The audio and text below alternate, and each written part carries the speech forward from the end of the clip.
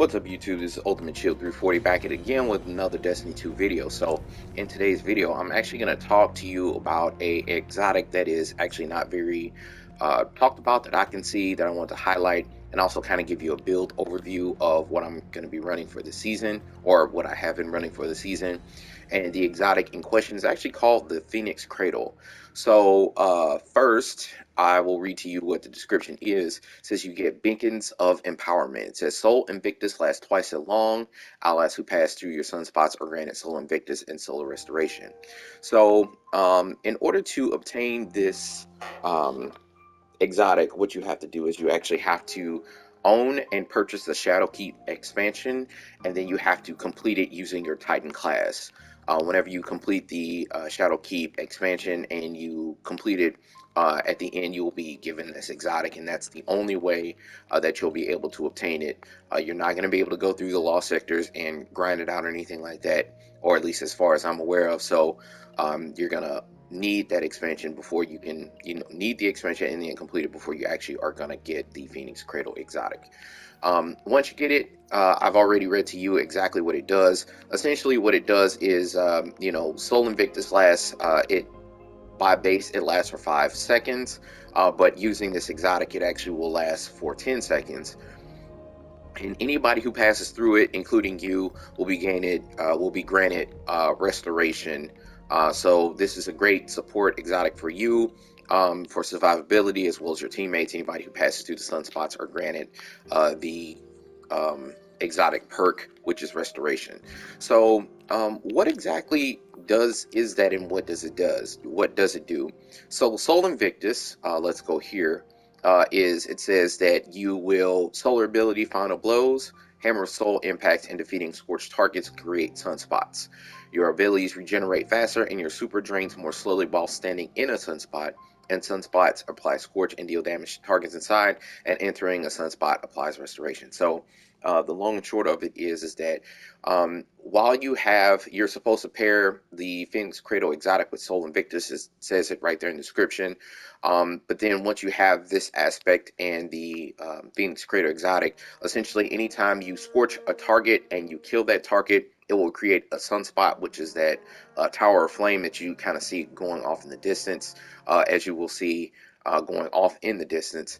If you pass through that sunspot, you will actually gain restoration, and anybody who passes through that will gain restoration. And of course, it creates scorch spots for you.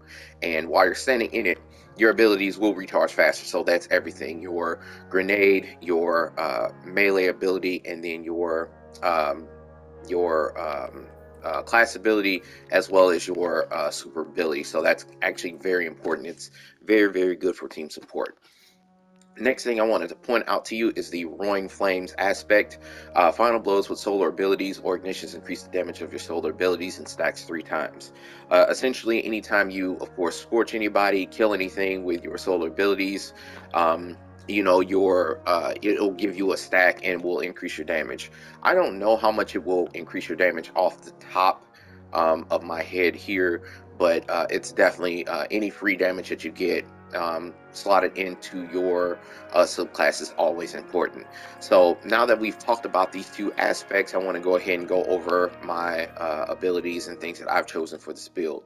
So I actually chose the Hammer Soul because you get the long distance throwing hammers.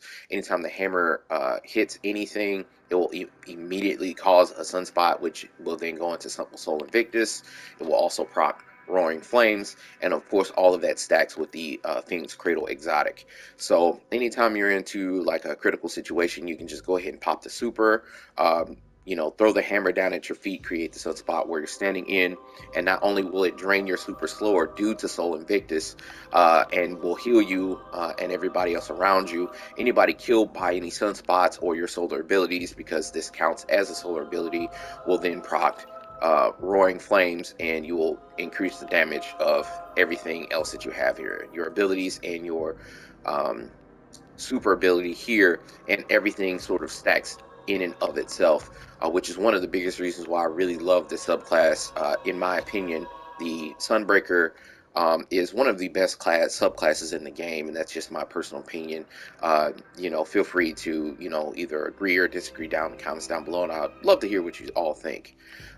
Personally, I also chose Towering Barricade, Rally Barricade. Pick either of the two that you want. I just chose Towering Barricade because it's easier for me to stay alive when I have cover. I often kind of play not, I try and play careful, but inevitably I am caught out in the middle of the road, or out in the open. So if I pop this, it'll give me some time to sort of recover my abilities, or reposition or whatever, to avoid getting killed. Pick whatever jump that you want. I chose High Lift, and then I chose the Throwing Hammer here. Whenever you hit anybody with this Throwing Hammer as a final blow, it will create a sunspot because of Sol Invictus. And I forgot to mention that these sunspots actually do have a cooldown. I don't remember exactly what the cooldown is off the top of my head, but there is a small cooldown, so just be aware. You can't just, every final blow you get is not going to create a sunspot, but just understand that there is a small cooldown, but it's not very, very long at all. And anytime you hit a target and then you pick it up, you'll be granted Cure, which will help, again, maintain your survivability. I chose Incendiary Grenade. I love this grenade. I believe it provides the most amount of scorch stacks. Whenever you use this, if you hit somebody with this Incendiary Grenade, it's going to create a bunch of scorch stacks, and then if you kill them, it's going to again proc all the things that we had talked about earlier before. And I really enjoy this. It does take some getting used to, because it doesn't actually like detonate on impact. It will bounce, and you sort of have to throw it at the target's feet before it will explode. But once you practice with it, you'll get a chance to use it. So I chose Ember of Eruption. Solar ignitions have increased area of effect, which we'll talk about ignitions here in a second. Then we have Ember Char. Your solar ignition spreads scorched effect to targets. Then we have Ember of Empyrean. Solar weapon or ability final blows extend the duration of restoration and radiant effects applied to you. With Ember of Empyrean, you can also swap this out for Ember of Solace. In fact, I actually would recommend that you use Ember of Solace if you are playing like Grandmaster content using this build. The reason being is because with Ember of Solace, you automatically get the 12 seconds of restoration immediately, rather than the Empyrean. I believe you get it's like 3 or 4 seconds of Radiant and Restoration. The difference between these two things is that Emperor Solace, you automatically get the maximum amount of Restoration and Radiant when you use this, but you cannot reproc it. So you'll get 12 seconds, the timer will run out, then you can reproc it for a full 12 seconds again. As opposed to the Ember of Empyrean, essentially you'll get, I think it's either 3 or 4 seconds of either Radiant or Restoration, or both, depending on how your build is set up. But then you can continue to stack this up to a maximum of, I believe it's 15 seconds, as long as you're able to continue to chain those solar ability kills, or weapon or ability kills. I use Empyrean typically in normal content, because I can guarantee sort of stacking those kills and ability kills very easily, as opposed to Grandmasters, where I will typically go with Solace. The reason being is because with Grandmaster, those targets are a bit more tanky, and you're not going to be able to chain those ability kills quite so easily. So for me, I would just recommend Emperor Solace. And one other thing that you'll notice here is that the two aspects here, the Ember of Solace does not have the negative 10 resilience penalty that Ember of Empyrean has, so that might work out better for your builds if you're looking for those double 100s, which you see down below in my build. And then you have Ember of Ashes. Of all the fragments here, Ember of Ashes is the one that I would recommend that you keep on at all times. You apply more scorch stacks to targets. If you've noticed here, this build is all about ignitions. Every ability here is going to proc an ignition, or at least the idea, the goal is to proc ignitions using all my abilities to create an ignition. It'll be a bigger ignition, and then each of those ignitions will spread scorch stacks, will then go back into creating more scorch stacks, creating more ignitions, and then being able to proc all of that with Radiant and Restoration. One thing that you'll notice here in my build, also, you do notice that I do not have Emperor of Torches, which is powered melee attacks against combatants make you and nearby allies radiant. The reason why is because in our artifact mods, you automatically get radiant because of your because of the mod that I will show you down here, which is, I believe, Kindling Trigger. Radiant causes solar ability weapons to apply Scorch to unscorched combatants. That's not it. Oh, this is it. Flint Striker. Rapid solar weapon precision hits. Rapid solar weapon final blows grant Radiant. So you'll be able to grant yourself Radiant just using this artifact mod for this season. And, if this, whenever we get to the next season, you can go ahead and swap that out for the Ember of Torches. I would probably recommend swapping out maybe Ember of Eruptions for Ember of Torches. Personally, that's what I would do. But do as you will. The next part here is that I'm just using the Polaris Lance. I'm not going to talk about Polaris Lance too much in this video. Many people have already reviewed this. If you don't know, or if you want to have Polaris Lance, I would recommend going to the tower. That's actually where you can buy it from the kiosk up there for legendary shards and things like that. So you can go ahead and pick it up there. So that's available to any and everybody. So pick that up. It's a really great weapon for this season. Then I chose the Avalanche gun for, just boss DPS and things. I really love machine guns. It's my personal preference. Then I have Chroma Rush for an auto rifle. Now, for my auto rifle, I chose that for this because if you notice here, as far as the champions are concerned, the solar subclass does not address overload champions, so I chose the artifact mod for the auto rifles, picked it up in my loadout here, so that in the event that I run into a overload champion, I can go ahead and address those guys. And the subclass addresses every other champion in the game that you'll have here. So by ignition, forces an ignition build, you'll be able to proc those very easily. And then I automatically have Radiant due to the artifact mod for this season, just so that you are aware. Then what you're going to look for as far as stats are concerned, of course, 100% resilience across the board, across every build in the game. Then you want to aim for discipline, because this is actually, not only is this an ignition build, but this is actually a grenade build as well. And you might be wondering, well, why would I make this into a grenade build? I think that because for this season, again, you don't need to proc Radiant due to the artifact mod down below, so I decided to go the opposite direction and make this into a grenade build instead. So you want to go ahead and pick up your stats that you have, your harmonic siphons or whatever siphons that you have for it. In this particular case, I also have the heavy ammo finder for my own self. Feel free to use whatever artifact mods that you have or want to use below. And if you don't want to, one other thing, if you don't want to use like heavy ammo finder, or you're good on your siphons, I would also highly recommend Ashes to Ashes in this loadout, so you can get your super back very quickly, because it's again a grenade build. In your arm mods, you want to choose your heavy-handed. Although this is more of a grenade-focused build, you are going to be using your hammer to create those sunspots. Whenever you melee somebody using the final blow with the hammer, it is going to cause that solar ignition, not ignition, I'm sorry, cause that sunspot, and then you can create a orb of power using that hammer. And then even if you lose your hammer, as long as you have Roaring Flames active, you'll be able to punch people using your, just a regular melee ability, and then that will cause sunspots as well. And then anytime you have Roaring Flames active and you kill an enemy using a regular attack, again, while Roaring Flames is active, it will also create the overpower using the heavy-handed mod. Firepower as well, same thing, just with grenades. And then I have impact induction. You're going to want to use your melee abilities to get your grenades back faster. Next thing here, chest mods.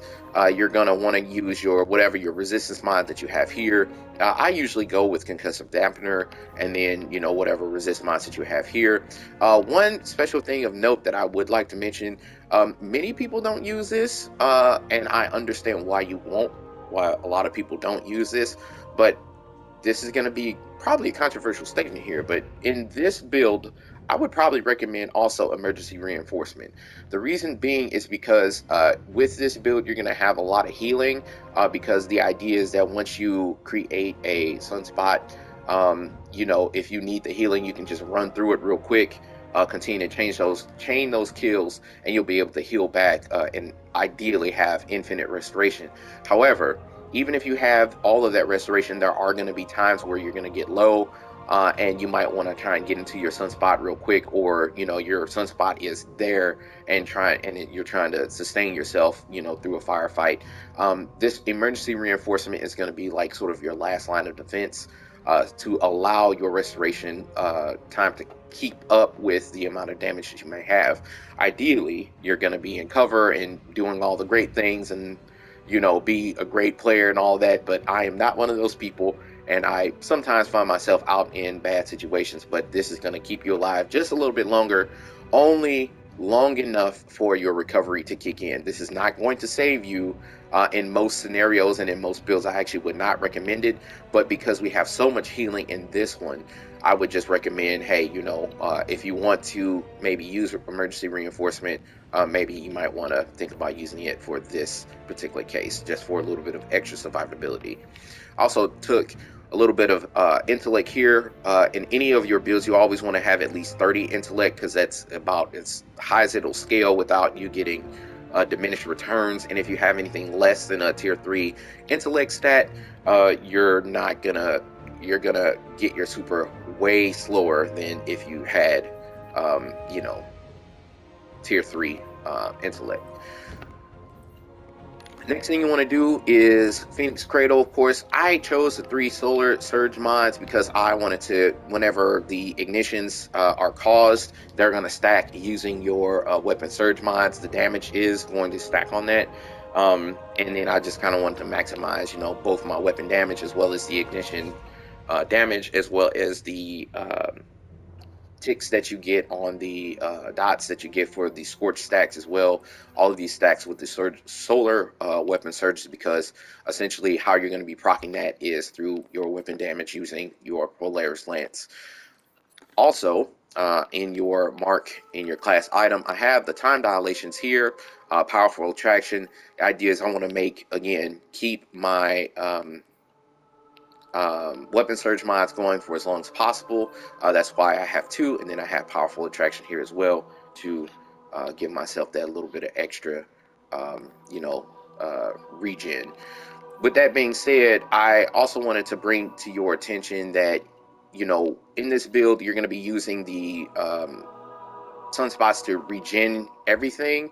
So if you use your sunspots here, it'll tell you down below it regens everything. So all of your abilities, including your super and all those things. This is the reason why I chose not to opt out to get any outreach mods or anything like that, because ideally you're going to be creating a lot of sunspots, standing in them, and then you're going to be regenerating a lot of your stats that way, rather than having to rely on the mods. So instead of trying to get, by all means, if you want to use them, by all means use them, but I decided I wanted to have a longer uptime on my weapon skills, as well as collecting the orbs of power to sort of continue to fund and fuel into that whole build. So that is the build itself.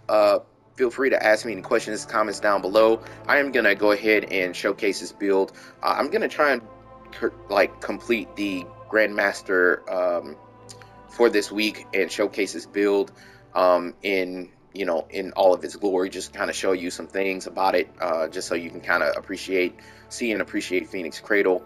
So yeah, that's the build. Let me know what you think. Rate my drip. There was one time I created a YouTube video and somebody said that I had the ugliest drip ever, and I kind of want your opinions on what you all think about the drip here. In case you were wondering, this is the Dark Age everything that you get from the newest dungeon. It's the drops that you get for the Titans, minus the legs, of course, because that's where Phoenix Cradle is, including the die that I have here for this. So that's the build. That's the thoughts behind it. That's everything. Feel free to let me know what you guys think. Feel free to like, share, comment, and subscribe. Would love to hear you guys in the comments. And that video for the Master Lightfall will be dropping soon. So otherwise, this is Ultimate Shield 340 signing off, and I'll see you in Destiny 2. Peace.